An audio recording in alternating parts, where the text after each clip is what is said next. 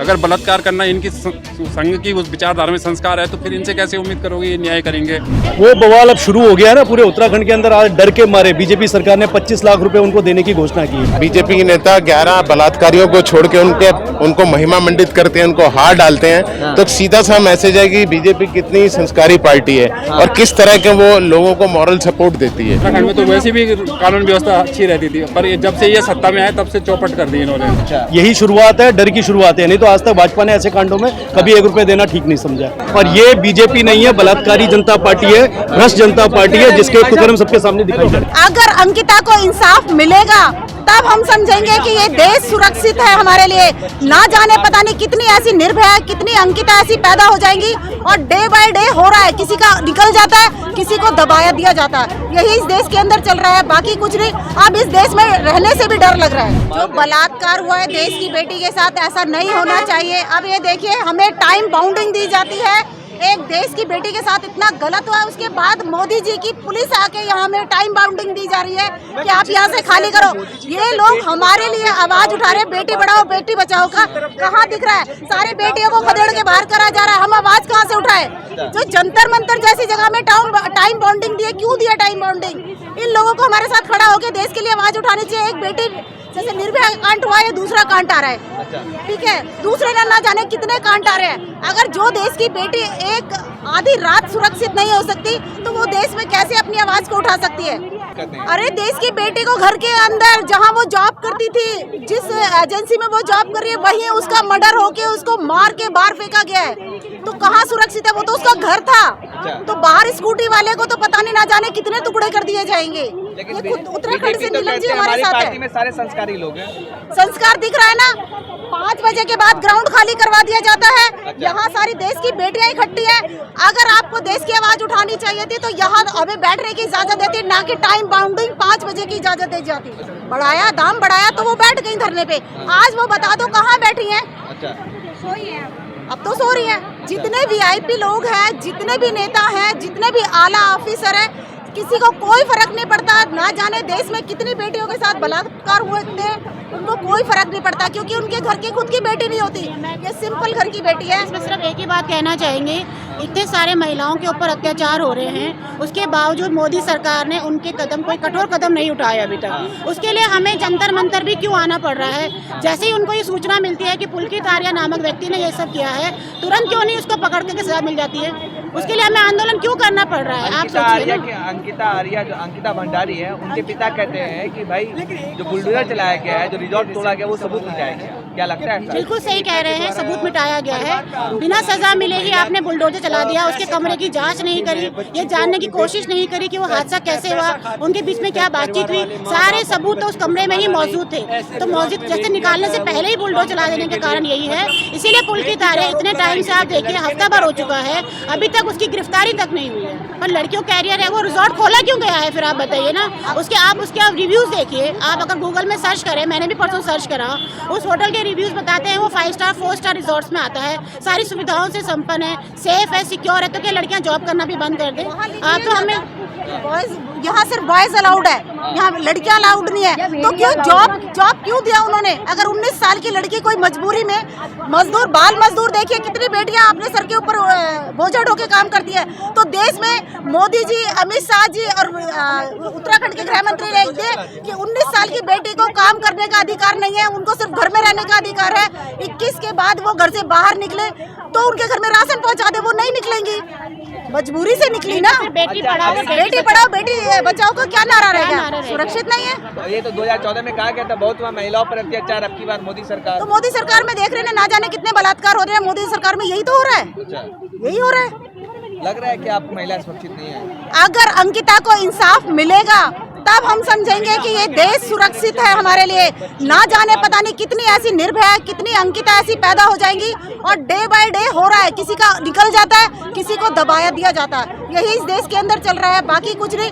अब इस देश में रहने से भी डर लग रहा है। किस बानो वाला वे तो मोदी जी ने जिस दिन 15 अगस्त को भाषण दिया था लाल किले से कि बेटी बचाओ बेटी पढ़ाओ, या जो भी उनका वो नारा है, उसी दिन वो जब गुजरात के अंदर जो 13-14 लोग बिल्किस बानो के कातिल बंद थे, उनको बाइज्जत बरी कर देते। और इनके नेता कहते हैं संस्कारी लोग हैं, अगर बलात्कार करना इनकी संघ की उस विचारधारा में संस्कार है तो फिर इनसे कैसे उम्मीद करोगे ये न्याय करेंगे।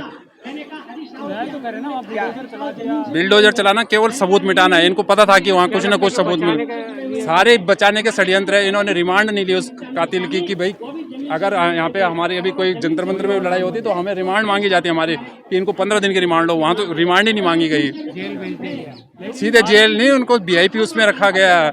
हमारे लोग जब शुरू में 18-19 तारीख को धरना दे रहे थे, हमारे साथी आशुतोष नेगी वगैरह वहाँ पे जब धरना दे रहे थे ना, तो ये उस टाइम पे ये विनोद आर्या और उसके साथी वहाँ पे चाय बिस्किट नाश्ता, दिल्ली वो उत्तराखंड पुलिस इनको अवॉइड और हमारे लोग भूखे प्यासे थे, सुबह से 24 घंटे हो गए थे उन्हें वहाँ पे। लेकिन जो आरोपी है उनके फादर का आपने बयान सुना होगा, उन्होंने कहा कि मेरा बेटा, उनके फादर ने देखो, ये इनका जो बेटा है पुलकित है, इस पे गाजियाबाद में दंगा भड़काने का आरोप इस पे है। ये अमरमणि त्रिपाठी जो यूपी का मंत्री है और जेल में रहा, उसके साथ उत्तरकाशी के जंगलों में अय्यासी करने का इस पे आरोप है। एक ऋषि कुल वो है वहाँ पे यूनिवर्सिटी है, उस ऋषि कुल यूनिवर्सिटी में इसने फर्जी अपने नाम दूसरे लड़के से एग्जाम दिलवाया। इस पे इतने आरोप हैं कि ये कहता हमारा बेटा मासूम है। मासूम है तो अगर इतने आरोप, ऋषि कुल का जो मृत्युंजय मिश्रा जो ऋषि कुल का उस टाइम पे वो था प्राचार्य था, वो कह रहा है कि मेरे को 2 करोड़ और एक लग्जरी कार का ऑफर किया गया था। ये बयान उसके, मेरी नहीं है। तो ये विनोद आर्य ने तो किए थे।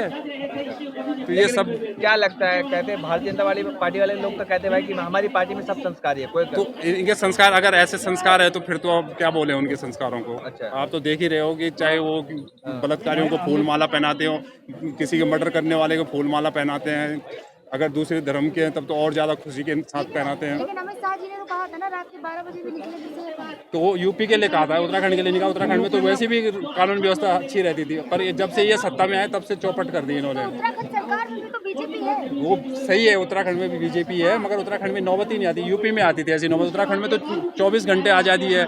उसके बावजूद जब से ये सत्ता में आए तो ये ऐसे जंगलों में रिसोर्ट खोल के हमारी माँ बहन बेटियों को इस प्रकार से डरा रहे थे। हमारे इस प्रकार के जघन्य अपराध जो होते हैं उनमें अगर सत्ताधारी पार्टियों का इन्वॉल्व रहेगा तो बच्चों को इंसाफ मिल पाएगा। इसीलिए तो इंसाफ के ये बैठे हैं। हमें पता है कि इंसाफ नहीं मिल रहा, तब तो इन पे दबाव बनाने के लिए लोग यहाँ पे बैठे हैं। हमारे साथी सुबह से धरना दे रहे थे वहाँ पे, अब यहाँ पे बैठे, अभी गढ़वाल भवन में बैठे हैं।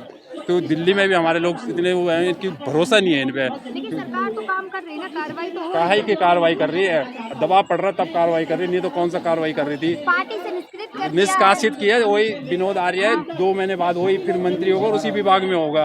ये इनके निष्कासन की यही सच्चाई है। सर हम तो ये कहना चाहेंगे कि जो कठोरतम सजा होती है, जो निर्भया कांड के समय पे इस पूरे देश के अंदर उबाल था, वही सजा आज की तारीख में हम ये चाहते हैं। कहाँ दिखाई दे रहा हो वो बवाल अब शुरू हो गया ना पूरे उत्तराखंड के अंदर। आज डर के मारे बीजेपी सरकार ने 25 लाख रुपए उनको देने की घोषणा की है। अच्छा। यही शुरुआत है, डर की शुरुआत है। नहीं तो आज तक भाजपा ने ऐसे कांडों में कभी 1 रुपए देना ठीक नहीं समझा। भाजपा तो कहती है भाई संस्कारी है लोग, तो संस्कार तो दिखाई दिए ना, उनके मंत्री ने कितने संस्कार किए। एक बेटी की अस्मिता को लूटा है, उसको जान से मारने की पूरे कोशिश करने के बाद पूरी टीम के साथ उसको मार दिया गया। तो इससे ज्यादा और क्या संस्कार होंगे बीजेपी तो के? कहते हैं बेटी बचाओ बेटी पढ़ाओ। तो इसी तरीके से तो पढ़ा रहे हैं। उत्तराखंड में बड़ी मुश्किलों से बेटियां शिक्षा ग्रहण कर रही है और शिक्षा ग्रहण करने के बाद उनको ऐसी मृत्यु मिलती है। लेकिन भारतीय जनता पार्टी के तो जो विधायक है, जो नेता है, वो कहते हैं हमारी पार्टी में ऐसा नहीं करते, सब तो संस्कार लोग। ये सब इन्हीं लोगों का किया हुआ काम है।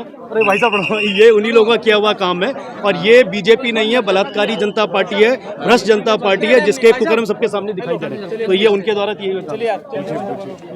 हाँ, तो बार बार जहाँ भी कुछ होता है इस तरह की वारदात, वहाँ बीजेपी के नेता का नाम ही सामने आता है। ऐसा है, जब बीजेपी के नेता 11 बलात्कारियों को छोड़ के उनको महिमा मंडित करते हैं, उनको हार डालते हैं, तो सीधा सा मैसेज है कि बीजेपी कितनी संस्कारी पार्टी है और किस तरह के वो लोगों को मॉरल सपोर्ट देती है। और इस तरह से अगर बलात्कार के केस में 11 लोगों को आप महिमा मंडित करेंगे, बस उस कारण उसके महिलाएं, जब 400 महिलाएं गुजरात में वेट कर रही हैं दया याचिका पर, उनके भी 14 साल हो चुके हैं, उनको दया याचिका पर मंजूरी नहीं मिली, पर 11 बलात्कारियों को मिल गई। उनका बीजेपी के विधायक ने कहा कि भाई वो तो संस्कारी है, पर हाँ, तो संस्कार उनके नजर आते हैं ना, संस्कारी है। तो कौन से संस्कार में लिखा है कि बलात्कारियों को आप महिमा मंडित कीजिए, चाहे वो आज हुआ चाहे वो 11 साल पहले हुआ। अच्छा, लेकिन 2012 में स्मृति ईरानी चूड़ियां भेजी थी प्रधानमंत्री को। मोदी जी बहुत सारी बातें कह रहे थे, लेकिन आप कुछ नहीं कह, स्मृति ईरानी कुछ नहीं कह रही है।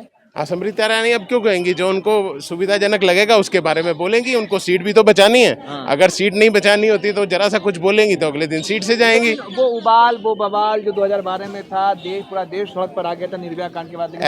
ऐसा होना शुरू हो गया है। कोई भी आंदोलन के कुछ चरण होते हैं। अभी आंदोलन पहले चरण में है। अगले चरण में जैसे जैसे ये आंदोलन पहुंचेगा, आंदोलन और उग्र होगा और सरकार को कार्रवाई करनी ही पड़ेगी। अच्छा, एक चीता आता, आज चीता आता तो पूरे मीडिया में छाया रहता है, चीता शेर लाया चीता। जी। एक बेटी को मार दिया जाता है जी। सारा मीडिया मौन। मीडिया तो आपको पता ही है, ये गोदी मीडिया है। गोदी मीडिया का जाना 70% जो मीडिया है वो इस तरह का मीडिया है जो सरकार की जो कमियां हैं, जो चौथा स्तंभ होता है उसका यही मतलब होता है कि सरकार की जो कमियां हैं उसको सामने उजागर करे। सरकार को महिमा मंडित तो सारे ही कर रहे हैं, तो उस प्रकरण में ये सारा मीडिया वही दिखाएगा जो सरकार की फेवर में होगा। जो सरकार की कमियां हैं, जो जहाँ सरकार कोताही बरती है, जहाँ उसके MLA इन्वॉल्व हैं, उनके सांसद इन्वॉल्व हैं, वो चीज़ दिखाते नहीं है। दिखाते भी है तो उसको बहुत छोटी सी न्यूज़ बना के दिखा देते हैं, अपना काम पूरा करते हैं। आज से 1 महीना पहले ही झारखंड के दुमका में एक अंकिता को एक मुस्लिम ने, उसके बॉयफ्रेंड ने जला के मार दिया था, तो उस पर खूब बवाल मचा था। एक अंकिता उत्तराखंड में, यहाँ पर सब चुप्पी है, मौन साधे हुए। नहीं, इस पे भी मैंने कहा ना, आप आंदोलन कई चरणों में, अभी ये पहला चरण है। अगले चरण में जैसा जैसा दिल्ली तक इसकी आहट अब सुनाई देने लग गई है। आप जंतर मंतर पर कवर करने आए हैं, इससे ये पता चलता है कि ये आहट अब दिल्ली के दरवाजे पर पहुंच चुकी है। अब दिल्ली के दरवाजे पर जैसे जैसे खटखटाहट तेज होगी, ये आंदोलन भी तेज ही होगा।